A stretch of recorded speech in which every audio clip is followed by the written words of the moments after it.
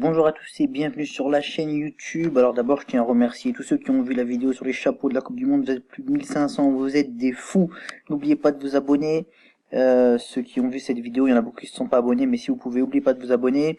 Je veux aussi remercier les nouveaux abonnés qui nous ont rejoints très récemment.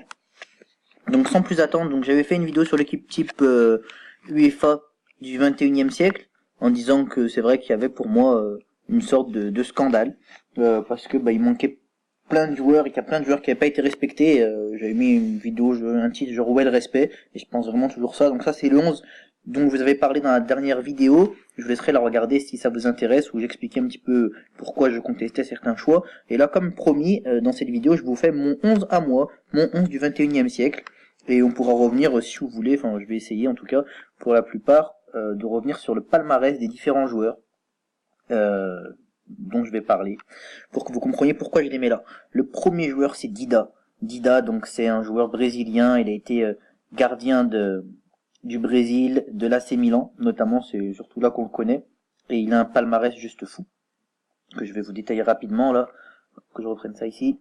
Voilà, le palmarès de Dida est donc ici. Donc Dida, qu'est-ce que c'est? Et ben Dida, donc c'était Casillas initialement sur le sur le 11 de la FIFA. Moi j'ai mis Dida à la place, et je vais vous dire pourquoi, je vais vous relire un petit peu le palmarès de Dida. Donc vainqueur de la Coupe des Confédérations 2005 avec le Brésil, vainqueur du Mondial des clubs 2007 avec l'AC Milan, vainqueur de la Super Coupe d'Europe 2003-2007 avec l'AC Milan, vainqueur de la C1, donc Ligue des Champions 2003-2007 avec l'AC Milan, champion d'Italie 2004, finaliste de la Coupe internationale 1997 avec Cruzeiro, finaliste de la Ligue des Champions 2005 avec l'AC Milan. Donc ça c'est uniquement voilà, le palmarès de Dida, qui est quand même un palmarès, quoi qu'on en dise, assez impressionnant, sachant que le mec a également un palmarès encore plus important, puisqu'il a participé notamment, alors je ne dis pas de bêtises, à la finale de la Coupe du Monde 1998.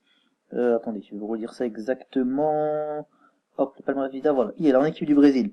Donc c'est vainqueur de la Copa América 1999, vainqueur de la Coupe du Monde 2002, vainqueur de la Coupe des Confédérations 2005, vainqueur de la Coupe du Monde des moins de 20 ans 93, et médaille de bronze aux Jeux Olympiques d'été en 96. Comme je l'ai dit, vainqueur de la Ligue des Champions 2003 et 2007, finaliste de Ligue des Champions en 2005, champion d'Italie en 2004, vainqueur de la Coupe d'Italie en 2003, vainqueur de la Coupe du Monde des clubs en 2007, vainqueur de la Super Coupe de l'UEFA en 2003-2007, avec Corinthians, vainqueur de la Coupe du Monde des clubs en 2000, avec Cruzeiro, vainqueur de la Copa Libertadores, l'équivalent de la Ligue des Champions, donc sud-américaine en 97, finaliste de la Coupe internationale en 97, vainqueur de la Coupe du Brésil 96, vainqueur du championnat de l'État de Minas Gerais en 94, 96 et 97. Autant dire que le mec a un palmarès long comme le bras, et donc moi je pense, même si Casillas a un énorme palmarès, Dida, et je vous invite à aller voir des compilations de ses arrêts sur internet, vous verrez que c'était une machine de guerre. Pour moi, Dida mérite d'être ce gardien là de légende, quoi, du 21e siècle en tout cas. Ensuite, Roberto Carlos. Comment l'UEFA a pu oublier Roberto Carlos? La patate de forain, je crois qu'on peut l'appeler comme ça, Roberto Carlos. Roberto Carlos, donc très grand joueur brésilien. Également la même époque que Dida. On l'a notamment vu se révéler au Real Madrid. C'était l'époque, c'était même l'époque, on peut le dire, des Galactiques. Il faisait partie de ces Galactiques. Il a notamment mis un magnifique but, je vous invite à regarder, vous tapez Tournoi de France 1997 je crois, ou alors 2000.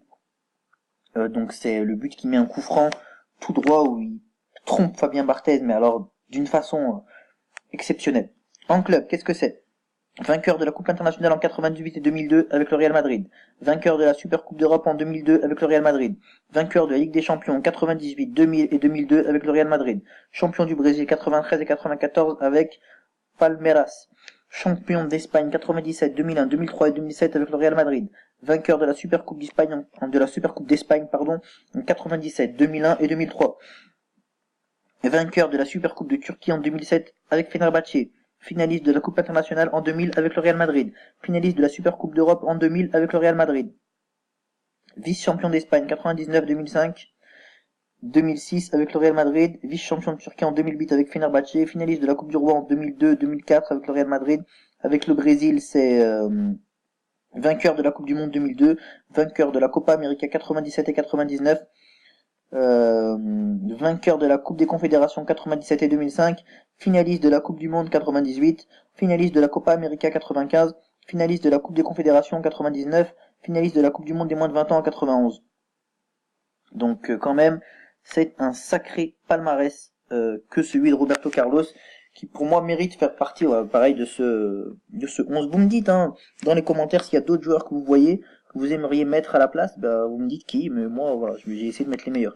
Ensuite Maldini, Paolo Maldini, autant dire que lui, donc figure emblématique de l'AC Milan, le grand AC Milan, et là aussi on va revenir sur son palmarès qui est tout simplement impressionnant. Moi je comprends pas comment on met pas Maldini dans un 11 tel que celui-là. Le palmarès de Maldini pour vous faire rapidement.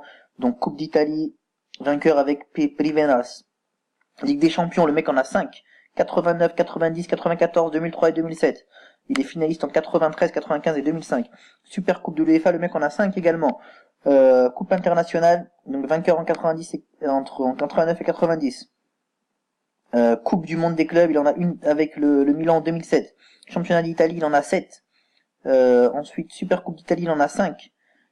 Coupe d'Italie, il en a une. Et avec l'Italie, il est donc finaliste de la Coupe du Monde 94 et 90, champion d'Europe, championnat d'Europe des Nations, il est finaliste en 2000, et il est champion du monde militaire en 1987. Donc quand même un sacré palmarès qui se respecte.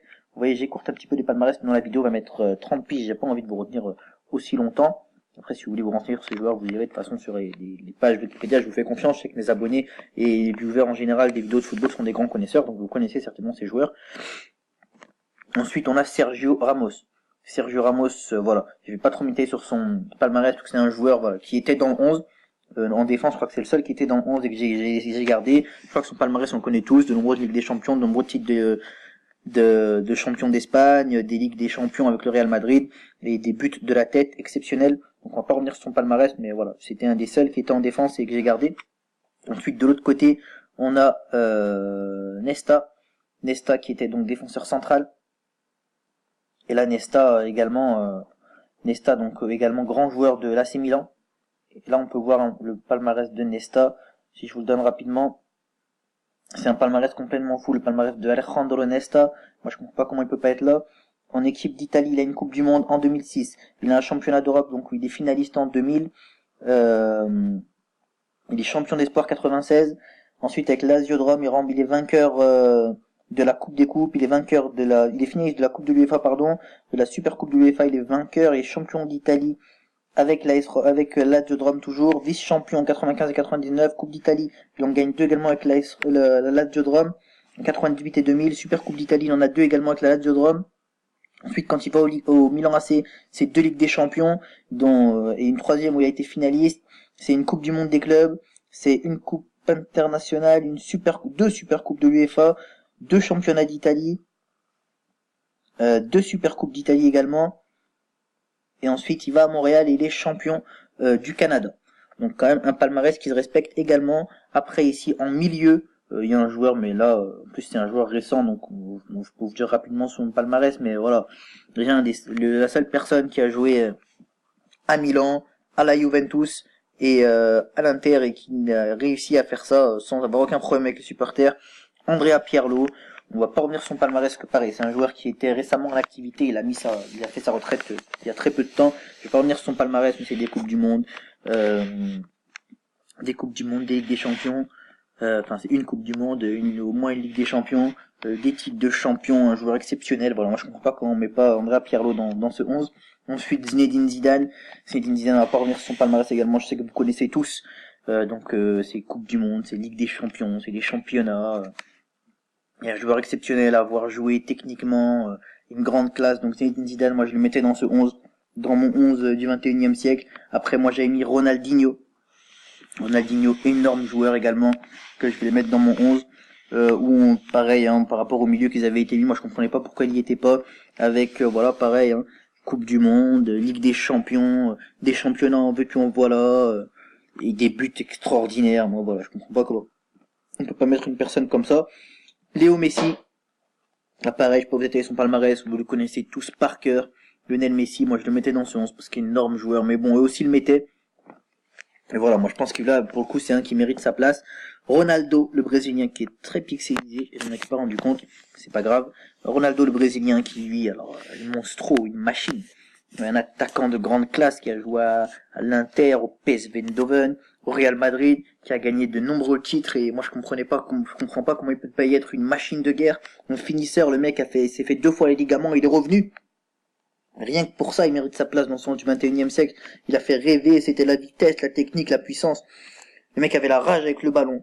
Voilà, et enfin le dernier, Ronaldo, le Portugais, qui lui aussi, bon, lui était présent dans le 11, mais on voit que par rapport à ceux qui étaient présents dans le 11, eh ben, il y a Messi, Ronaldo, Cristiano, plutôt Ronaldo, et Ramos.